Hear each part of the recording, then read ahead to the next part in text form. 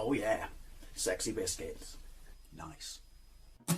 London Blues 1975. A YouTuber's on the rise. Reviewing games late at night and sometimes friends. But Lord Boys Blues 1975.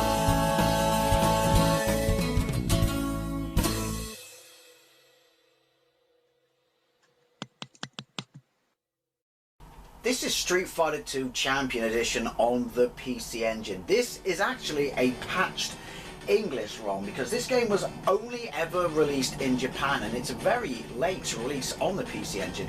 Obviously it's 1993, so well, I was going to say the TurboGrafx was all but dead in 1993. The TurboGrafx was pretty much dead on arrival. What a wasted opportunity and a shame, because I absolutely love the PC Engine. It was the stuff of lore in this country. So I'm actually playing this through an emulator called Hugo that's running on my soft modded Wii, and I'm using my SNES mini pad to play it. So quite the Frankenstein setup there, if you will.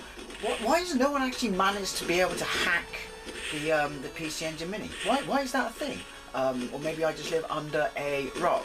Anyway, basically there was no way I was going to revisit a bunch of my favourite PC Engine games, you know, ones that I've played in some form, maybe even a comparison video on this channel, without taking a look at this, which is arguably absolutely fantastic, faithful port of Street Fighter 2. I don't know why people all thought that this couldn't be ported to the PC Engine. I mean, it got ported to the Mega Drive, so why not the PC Engine? Obviously, I think it's either the biggest or one of the biggest hue cards for the system, and they had to like mess around with the internal gubbins and stuff like that to get all the ROM in there. And wasn't the hue card even swollen, or was that just a fever dream of mine? Now, in Japan, there was a 6-button pad released for this. Those things must be worth fucking fortune now. But if you didn't have it, you could only use 3 buttons. Basically like the Mega Drive version, where you would use run as your light attack, and then one of the buttons was your medium and one of the other buttons was your high attack, and then select was flip it from punch to kick. You can play it like that. I haven't played this in ages. This is graphically superb. Definitely benefits from all the colours. Yeah, you can play it like that. You can on the Mega Drive. You've got to play it for a little bit, and then like everything kind of sinks into place and you can get your head around it. But it's very awkward the first few times you play it. Basically you had to buy the 6-button pad. But then having said that, only came out in Japan, as did the game, and therefore this is why this is a patched ROM. I think the music is fantastic. Apparently there are a few little, you know, graphical tweaks and stuff like that on here. Unless I play it side by side with the SNES and or the Mega Drive version, we're not really going to notice that. So 1993, but you got the original chunky kind of, dare I say, ugly graphics on, you know, the character select screen. Obviously you can play as the bosses in this one, but hey, you know, it's horses for courses. Some people prefer that over the kind of manga style stuff. I prefer the manga style stuff, or anime style stuff, whatever you like. Let's get into it. So obviously the controls will make a bit more sense. I may have ballsed that up how I explain that. Start again once we go into define. Right, so options. And then we're going to go with that because I want to be able to at least get past 2 characters so we can see, you know, how it looks, how it plays. Right, pad 1, obviously 2-player option is there. Light attack, we're going to go with select, no, run, because run is closer to the buttons. You got to remember I'm playing this on a SNES pad. And then medium attack would be that, and then that would be hard attack, and then there we go. Hang on, get my head right. Select is change. I don't think the button mapping on this is going to be like the buttons I think it is. Where's the bird? This feather came from. Right, so game start, and then obviously all the characters are Char. Does it have the move set, the extra move set from Street Fighter 2 Championship Edition? I don't know. That's why I've raised my voice like a question. Ken's hair is fucking stupid there. Oh shite! Now I'm Ken with his stupid hair. Right, so excuse me, just had breakfast. Yeah, so the buttons I mapped, it's the actually the B and A buttons on the pad. Right, so that makes using your light attack a bit weird. No you don't.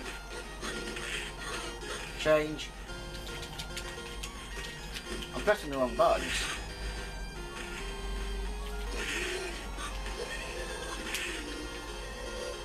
Wow, I haven't used this pad in ages. It's really stiff. So, even though I map the buttons as Y and X on my SNES pad, this is all over the shop, I know. It's making me use B and A, which therefore makes using the start, which is actually the select on the PC Engine, really bloody awkward.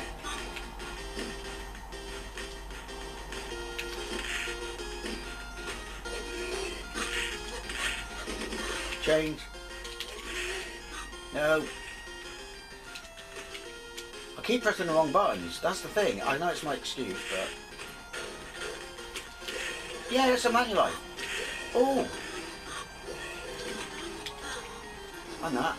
This is weird. This is messing with my mind because the buttons aren't in line. If that makes sense. I guess that's because I'm using a Super Nintendo pad on an emulator on my Wii. But hey, we can all agree though. Can't speed it up though, can you? This looks fantastic. So yeah, let's be honest, you ain't striking the air combos and shit like that, playing it like this. But yeah, look at the backgrounds. Look at the march. See, I keep doing it.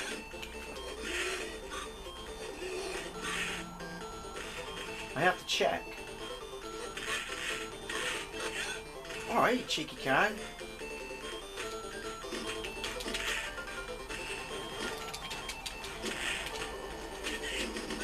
I see I'm pressing the top buttons again. Change.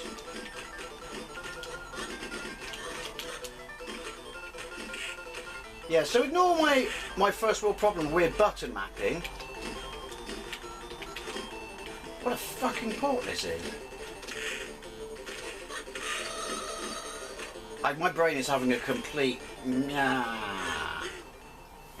apparently my brain's having a complete 1920s movie villain. But yeah. Again, first world problems. It stays in where, you know, whatever kick or punch, whatever you'd selected. There we go, that works. Slow.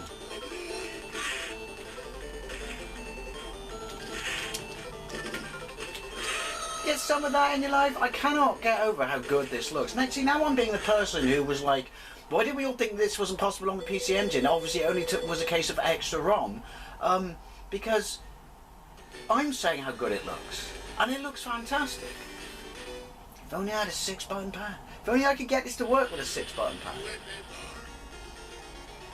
I have tried. It won't let me change it. Well, it doesn't recognise this pad as a 6-button pad. Is what I'm saying.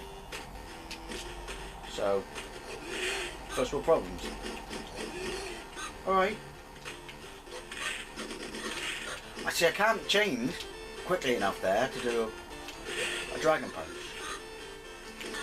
Yeah, see? Yeah. Only the Amiga could have got a decent port.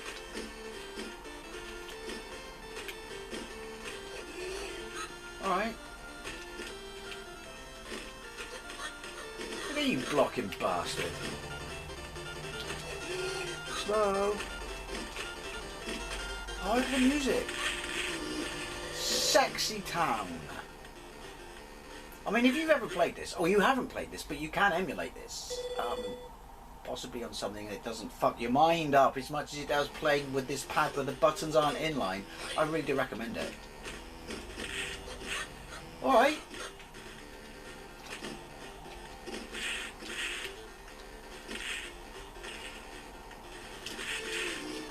Cheeky! Mega Drive inline 6-button pad, best pad for Street Fighter ever, seriously. The SNES pad, well, because it was shoulders on the SNES, but the SNES pad was just, the D-pad, granted that this is for the Mini, so it's a bit stiffer, it was not a good D-pad for it. Seriously, the official Mega Drive 6-button pad, what have you left me in? It's just basically the best pad ever to play Street Fighter on, honestly. Anyway, what do these guys have against Lexuses? It's the Japanese Mercedes, you know, according to the quote. Do you know what I've always loved about this? The radiator blows up, but you get a little bit of fire as well. Skip to the end. So yeah, seriously, if you're a massive fan of Street Fighter 2 and you like to play as many versions, variants and ports as you possibly can, you really need to play this. Again, having to use it 2-button, having to switch between punch and kick, and having the first world problems I have of it making the wrong buttons and shit like that, does damper the experience. I am aware of that, but take it for what it is.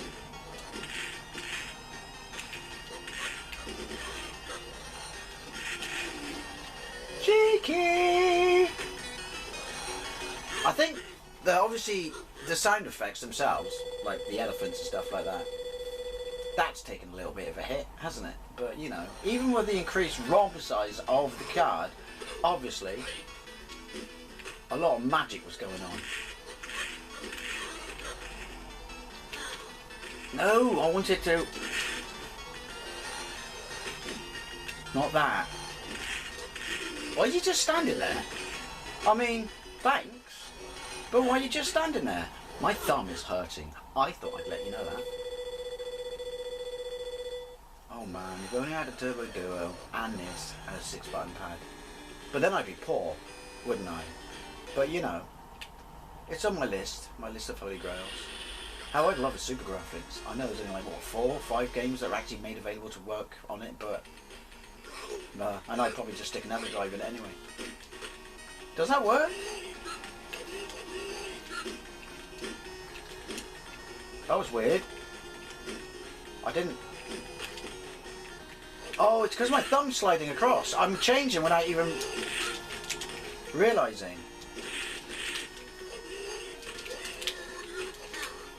Yeah, see? No, it's that's what I want to do. Go on then. Cheeky. Excuse me, I've just had breakfast. This is an amazing port. Again, now I've just turned, like I said, into that which is, oh, why we didn't think this couldn't be done? Because we were all fools. That's why. Me too. You know, I agree.